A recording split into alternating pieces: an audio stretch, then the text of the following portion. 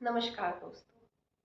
मौसम के उतार चढ़ाव की वजह से आजकल आई फ्लू के केसेस बहुत ज़्यादा बढ़ रहे हैं और ये हर उम्र के लोगों को अफेक्ट कर रहे हैं, चाहे वो बच्चे हों या फिर बड़े हों।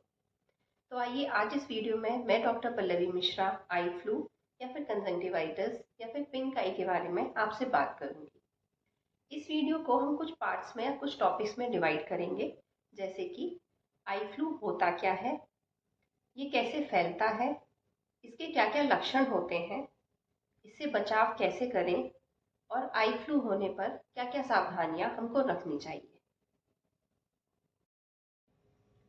सबसे पहली बात कि ये आई फ्लू होता क्या है। कंजंक्टिवाइटिस, आई फ्लू या पिंक आई हमारी आंख के ऊपर पाई जाने वाली कंजंक्टाइवा नाम की एक झिल्ली का इन्फेक्शन होता है। वैसे तो ये कई सारे पैथोजेंस जैसे कि बैक्टीरिया, वायरस या किसी भी और ऑर्गेनिज्म से हो सकता है, लेकिन इस मौसम में फैलने वाला ये आई फ्लू एक वायरस की वजह से होता है, जो कि सबसे ज़्यादा कॉमनली हमारा एडिनो वायरस है। एडिनो वायरस से होने वाला जो आई फ्लू है ये बहुत ही ज़्यादा कंटेजियस होता है, मतलब ये बहुत ज़्यादा फैलता है।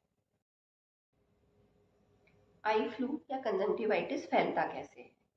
कई सारे लोगों का ये मानना है कि अगर आप किसी आई फ्लू के मरीज को देख लेंगे डायरेक्ट नेकेड आई से तो आपको हो जाएगा, या फिर ये हवा में इसका वायरस तैरता है। नहीं, ऐसा नहीं है। इसका जो फैलने का जो एकमात्र तरीका है वो है डायरेक्ट कंटेमिनेशन। अब डायरेक्ट कंटेमिनेशन कैसे हो सकता है? सबसे जो इसका बहुत कॉमन है वो ये है कि अगर आप कंटेमिनेटेड फिंगर्स अपनी आंखों में लगा लें। जैसे मान लीजिए किसी भी एक कंजंक्टिवाइटिस के मरीज ने अपनी आंख को छूकर किसी सरफेस को टच किया, तो वो वायरस उसकी आंख से उस सरफेस पर आ जाता है। फिर अगर आपने उस सरफेस को टच किया और उसके बाद अपनी आंख पे हाथ लगा लिया, तो वो वायरस उस सरफेस से आपकी आंख पर आ जाता है और उसके बाद वो आप में कंजंक्टिवाइटिस करता है। तो ये सबसे ज़्यादा कॉमन कॉज है। इसी वजह से पब्लिक प्लेसेस में या स्कूल में या ऑफिस में ये चीज़ बहुत ज़्यादा फैलती है। दूसरा है किसी भी कंजंक्टिवाइटिस के मरीज के पर्सनल आइटम को अगर आप यूज़ करें। अगर आपके घर में किसी को कंजंक्टिवाइटिस है और अगर आप उसका इस्तेमाल किया हुआ पिलो या कोई रुमाल या कोई भी और कपड़ा इस्तेमाल करेंगे, तो उससे भी आपको कंजंक्टिवाइटिस हो सकता है। तीसरा, स्विमिंग पूल में कॉस्मेटिक आइटम शेयर करने में, इन वजह से भी ये फैल सकता है। एक जो बहुत ही और दूसरा कॉज है वो है मेडिकल इंस्ट्रूमेंट्स की वजह से। कभी कभी क्या होता है कि आप ओपीडी में दिखाने गए, वहां से भी आपको कंजंक्टिवाइटिस फैल सकता है।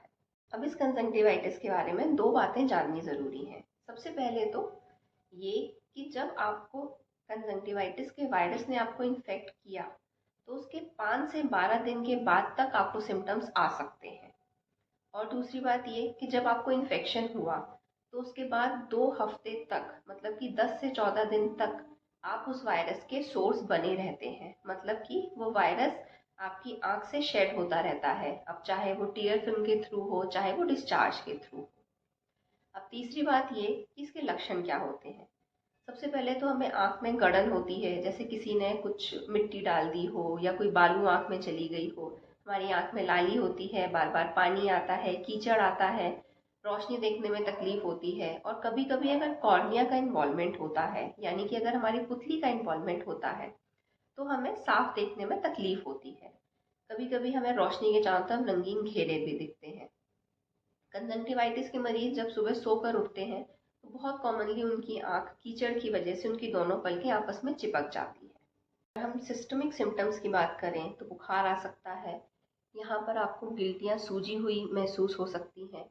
और इस बार की जो कंजंक्टिवाइटिस जो फैल रही है उसमें एक बहुत कॉमन चीज़ जो हमें देखने को मिल रही है वो है हैमरेज। हैमरेज मतलब कि हमें इस आँख के सफ़ेद हिस्से में छोटे छोटे ऐसे खून के धब्बे से दिख रहे हैं। अब अगर कंजंक्टिवाइटिस से बचने के लिए आपको क्या क्या उपाय करने चाहिए। सबसे पहली बात तो ये कि अपनी आँखों को, अपने चेहरे को गंदे हाथों से बिल्कुल भी ना छुएं। ऐसे में क्या होगा कि अगर आपके हाथ गंदे होंगे या फिर उसमें अगर वायरस होगा, तो वो आप अपनी आँख में डायरेक्टली ट्रांसमिट कर लेंगे और खुद को ही वो बीमारी दे देंगे। दूसरी बात ये कि अपने हाथ बार बार धोएं। कहीं भी अगर आप बाहर से आते हैं, किसी सरफेस को टच करते हैं, तो अपने हाथ ज़रूर धोएं। उसके अलावा किसी भी, अगर आपके घर में किसी को ये कंजंक्टिवाइटिस का इन्फेक्शन अगर हुआ है, तो उसका पिलो, उसकी बेडशीट, उसकी टॉवल, उसका रुमाल, ये सारी चीज़ें स्ट्रिक्टली दूर रखें। अब कंजंक्टिवाइटिस होने पर क्या करें? सबसे पहले तो ये जानना ज़रूरी है कि बिना डॉक्टर की सलाह के आँख में कोई भी दवाई नहीं डालें। बहुत कॉमनली ऐसा होता है कि लोग over the counter steroid eye drops ले लेते हैं, जो कि तुरंत हमें राहत तो दे देती हैं, लेकिन उनसे बहुत ज़्यादा संभावना होती है कि हमारी पुतली पर इन्फेक्शन हो जाए। और अगर एक बार पुतली पर इन्फेक्शन हो जाता है तो पुतली को गलने की या फिर पुतली में सफ़ेदी आने की संभावना बहुत ज़्यादा बढ़ जाती है। इसलिए बिना डॉक्टर की सलाह के कोई भी दवाई नहीं डालें। उसके अलावा अगर आँख आप में बहुत ज़्यादा कीचड़ आ रहा है तो आप कोई साफ़ कपड़ा ले सकते हैं, उससे अपनी आँख को साफ़ करिए। अगर आँख में बहुत ज़्यादा चिपक गया है वो कीचड़, जैसे सुबह सो के उठ रहे हैं, आँख खुल नहीं रही है, तो एक बर्तन में साफ़ पानी लें, उसमें रुई डालें, उसको अच्छे से उबाल लें ताकि वो स्टरलाइज हो जाए। फिर उसके बाद उस रुई को निचोड़ कर अपनी आँख को साफ़ करेंगे।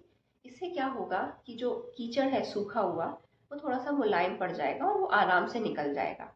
काला चश्मा पहने, स्विमिंग पूल बिल्कुल ना जाएं, कॉन्टैक्ट लेंस बिल्कुल अवॉइड करें, किसी के साथ अपना कॉस्मेटिक आइटम्स ना शेयर करें, और इस कंजंक्टिवाइटिस के एपिसोड के बाद अपने पुराने सारे कॉस्मेटिक्स फेंक दीजिए, क्योंकि अगर वो आपने यूज़ किए हैं तो वो जो वायरस है वो आपके कॉस्मेटिक में या जो आपकी आईलाइनर, मस्कारा जो भी आप यूज़ कर रहे हैं वो उसमें ग्रो करेगा।